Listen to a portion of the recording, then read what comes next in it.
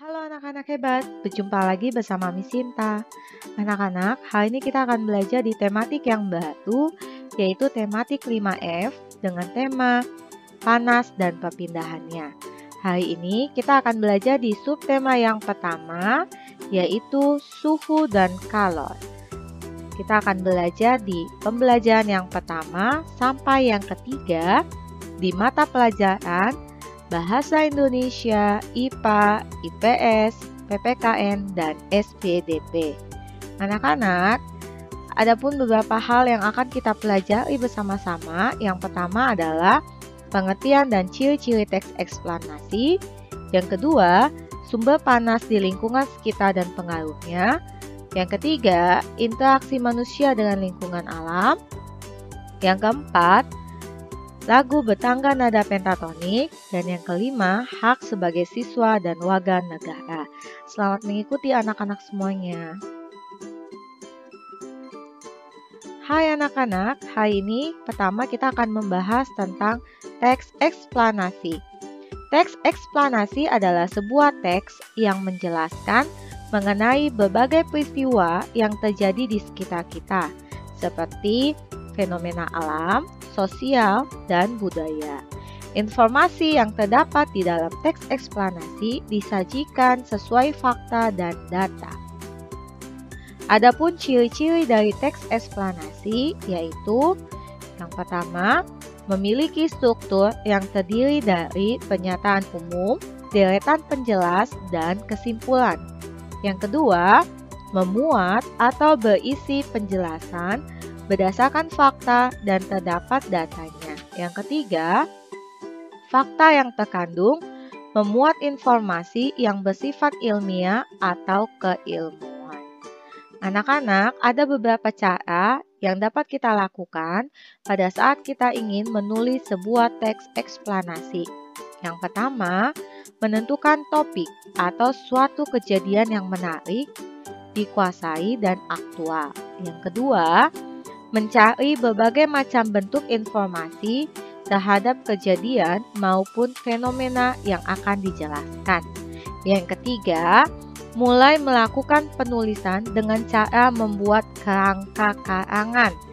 Kerangka karangan itu bisa dibuat dari paragraf pertama itu tentang hal umum yang terkait topik, paragraf kedua, ketiga, dan seterusnya membahas tentang deretan penjelasan atau proses terjadinya sesuatu, dan paragraf yang terakhir membahas tentang kesimpulan. Lalu yang keempat, melakukan pengembangan terhadap teks.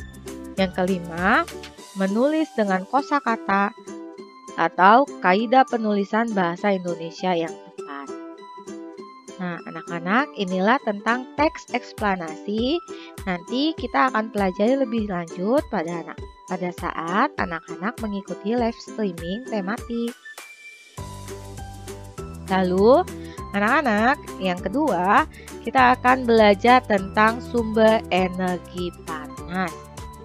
Sumber energi panas terbesar adalah matahari. Ingat ya, bahwa matahari merupakan sumber energi panas dan cahaya yang terbesar. Cahaya matahari merupakan sumber utama kehidupan makhluk hidup. Tanpa matahari, bumi akan gelap gulita dan tidak ada kehidupan. Adapun beberapa manfaat energi matahari bagi alam, menerangi bumi sebagai pusat tata surya, sebagai sumber energi tak terbatas bagi alam dan isinya, mengeringkan tanah yang basah setelah diguyur hujan, membantu terjadinya siklus air. Anak-anak, ada pun beberapa contoh sumber energi panas. Yang pertama adalah gesekan. Nah, anak-anak bisa perhatikan ini merupakan contoh dari gesekan. Gesekan adalah gaya yang terjadi karena bersentuhannya dua permukaan benda dan benda tersebut sehingga dapat menghasilkan panas. Semakin kasar permukaan benda, maka semakin banyak panas yang dihasilkan. Yang kedua adalah api. Anak-anak bisa perhatikan ini merupakan contoh api. Api adalah cahaya dan panas yang dikeluarkan bila sesuatu terbakar. Api membutuhkan bahan bakar oksigen dan panas. Apabila salah satu faktor tidak ada, maka api akan padam. Lalu, yang berikutnya adalah panas bumi.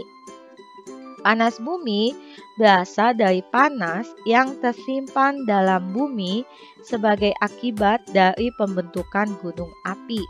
Anak-anak, Indonesia dikaruniai sumber panas bumi yang berlimpah. Mengapa? Karena banyaknya gunung berapi di Indonesia. Lalu yang berikutnya contohnya adalah energi listrik.